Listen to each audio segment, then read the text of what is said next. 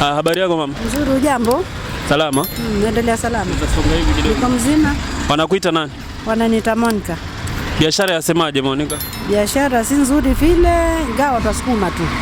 Watokea mitaa gani Monica? Tokea Kongoya Maweni huko. Kwa hivyo wewe ni mtu wa Maweni? Mimi mtu wa Maweni.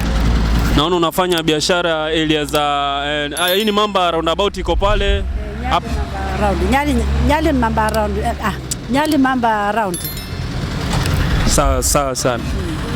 Naona miavuli unayo nini? Miavuli ninayo lakini sina ya shida. Siona vile imeisha mpaka nataka ingine imeratuka huku.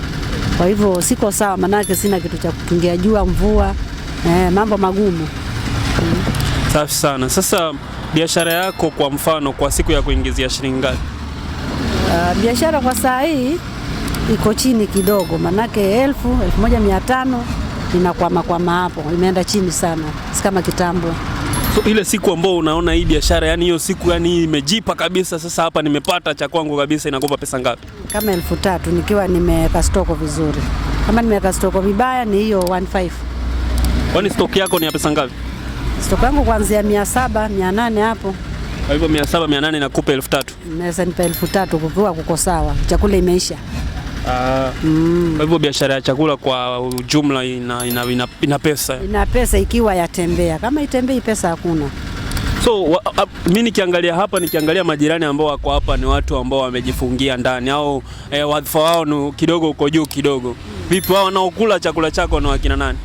Wanaokula chakula changu tuseme ni wapitaji tu, wale wanapita na wale Mwenyezi Mungu ananiletea. Manake riziki wajua atoka mahali popote. Hata wenye kujifungia wanaweza toka kanunua. Na wao wanapita wenye magari wananunua. Kwa hivyo siwezi kuambia ni mtu fulani, ni yule Mungu analeta. Yeyote tu. Bora riziki inaingia. Safi sana. Kuna mheshimiwa fulani pale yuko kuangalia pale kwenye ile kamera. Wewe kama wewe zapenda kusaidia na kipi?